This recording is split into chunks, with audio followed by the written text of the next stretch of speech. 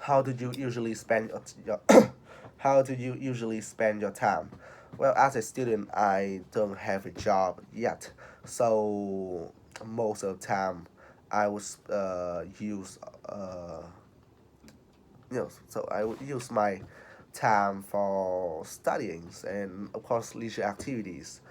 I usually will opt to prioritize my homework assignment and project first, and then doing some sort of leisure activities like building Legos or hit the gym for a balanced and healthy life. And on top of that, I have a lot of extra class.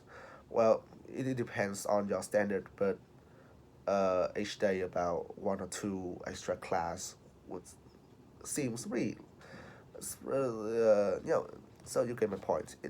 There's a lot of things I have to do in a day, and yeah, that's how I usually kind of use my time. Do you think people have enough free time nowadays? No, not really. Nowadays, people are snowed under. Uh, they rarely have time to do other things. Like my parents, they wake up at 6 or 7 o'clock and come home around 8 or 10 p.m. And with the little amount of free time they have left, all they can do is have a meal and then like watching TV or finish some tasks and then immediately go to sleep. So that's my you get my point. People nowadays have so little free time because they are just uh barreled in tasks. And the same thing can be said for like younger people, like students like me. The school is already hard enough with a load of assignments and homework and different projects, but we also have to compete in a lot more competitive and tight environment with only people who actually who is actually very good can really survive. And so like students have to have to do extra class or prepare for certificate exams like IELTS or SAT for a chance to like enter the desired university, for example. So there's that. How important is punctuality in your culture? Well, from what have seen, uh, well, most Vietnamese uh, heavily emphasize on uh, your uh, readiness and on time. So, for instance, my mom always tell me that it doesn't matter what it is. It's a meeting, it's your job, or it's your day. For example, always arrive at least 5 minutes ahead, so that not only you have a head start, but you can kind of settle down and give a good impressions. And the same thing can be said for a lot of Vietnamese, uh, because like nowadays people are living in such a fast-paced world, and time becomes something so precious and so valuable that uh, arriving on time is a requirement for a lot of businesses and people daily life also, and people's daily life. Do you prefer to plan your time or be spontaneous? Well, I must say that people always say that I'm a perfectionist, although I'm not sure about that. But everyone insists on that. So I guess there's a hint about that. But the point is that I don't like when things suddenly comes to me. So for example, if I already have a plan from the Monday, for example, and my parents tell me that we will have a trip in 5 minutes, I would be pretty angry because I already set up things to do in that particular day, and I just hate to get when things get out of my control. And on top of that, when I make a plan, I also find contingency or possible outcomes that I should look out for, and come up with a solution for that possibilities, which give me a better sense of security when I do anything. So I would definitely prefer to already have a timeline and have tasks to follow. Describe a time when you had to wait for something important. What you were waiting for, how long you had to wait, how you felt while waiting, what happened when you finally got what you were waiting for. So let me tell you about this. The time when my heart almost exploded when the things I was waiting for arrived. It was, I think it was back in January this year when uh, when I did an IELTS exam. Back then I didn't really study for it. More or less, I just want to know where my limited, and uh, on top of that, my school actually uh, let students who have 7.0 IELTS score above, that's like from 7 to 9 to from 7 to 9 you can completely pass the English class, and also have access to AP programs, which opens up a lot more opportunities and time for me to do other stuff. So so I immediately tried the test. Well, not really though. Like a few weeks prior to the test, I did do practicing, mostly listening and reading, so I can assure that the two part of the test that is easier, so I can assure that I get a better score.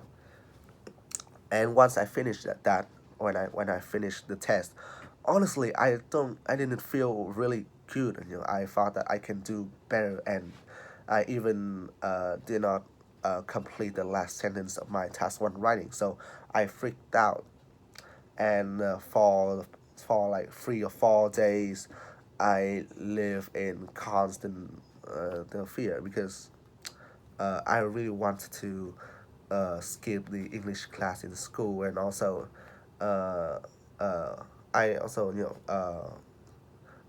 went to the test with my friends. So if they overcome the test and have passed the test with flying colors, and I don't, uh, I just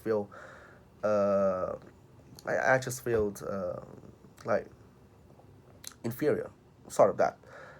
Maybe I'm just a egotistical maniac, but still, I was looking forward, and also part of me is a bit fear about is kind of fear about the result, but eventually after 4 days, uh, the test result came, and I was astonished. I was on that cloud nine. I was over the moon when I see the 7.5 IELTS score.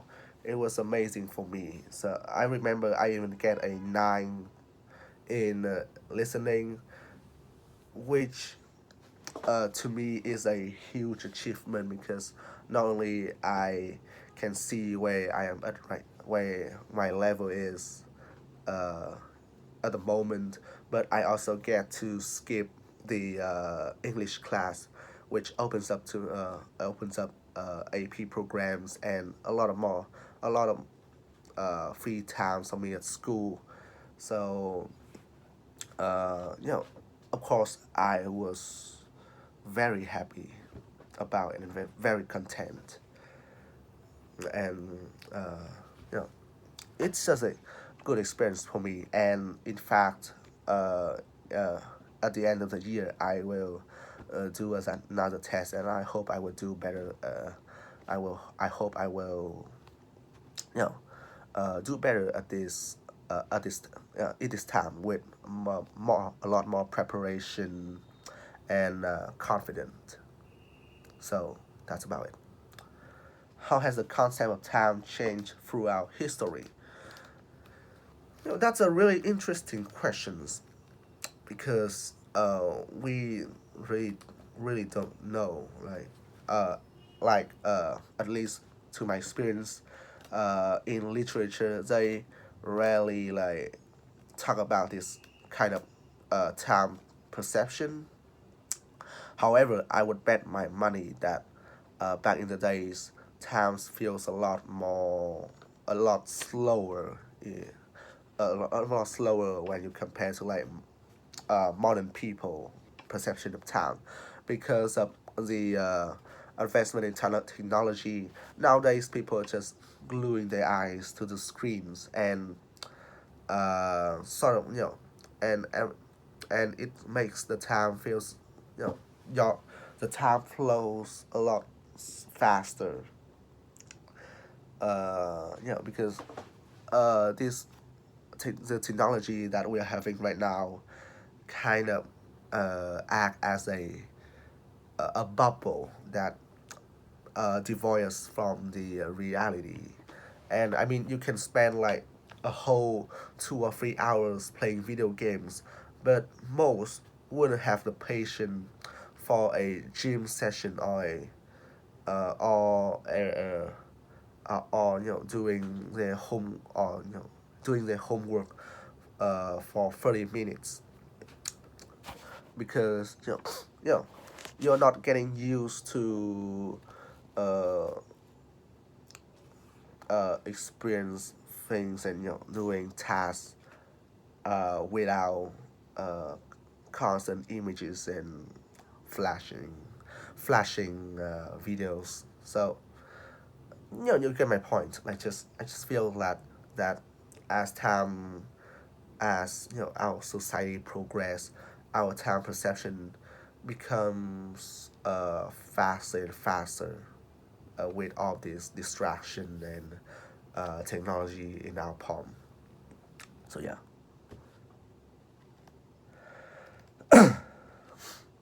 how can we improve our time management skills?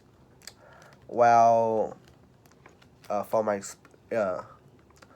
in my opinion, it's actually a lot easier than most thing it is, but most people wouldn't have the strength or the will to actually improve their time management, right? It's actually very easy. Like all you need to do is prioritize important uh, tasks and put like leisure activities and others like irrelevant or minor things off. So for me, usually I will sort things out in with different criteria. How I will sort the deadline and also the estimate duration that I will need to complete certain tasks. For example, I have daily IELTS homework and also the school, all the school project and homework, right? So I will prioritize IELTS because not only that they are pretty important for my future, but also because I can do it a lot quicker, and I can do a lot quicker to jump into doing other tasks. So you get my point. Uh, because okay, God damn it. Like, you get my point. You should prioritize things that are first of all important, and see how you can use your available uh, time to organize the work. If something requires a lot more time, maybe you should consider to do that objective first, so that you will left with the rest of your day to do other things that require a lot less time. So that's my point. How important is it to balance work and leisure time? Uh, I mean, having a perfect balance between your working, your studying life, and your individual's life with leisure activities and entertainment is crucial for a healthy mind and body, right? So like if you look at a lot of people nowadays, a lot of them are overwork and without having joy in their life, and so they become very let's just say depressed, because constantly have to work. You are sleep deprived. Your dopamine is non-existent. Like you are running out of dopamine and adrenaline. It just feels like uh, a living corpse. The all the fun and all the other emotion has been drained. So my point is that having balance in both of these is important because it ensures you not only uh, you know have a stable life, but I will say that it's greatly benefits you in the long run because it's preserving your mental and also physical health.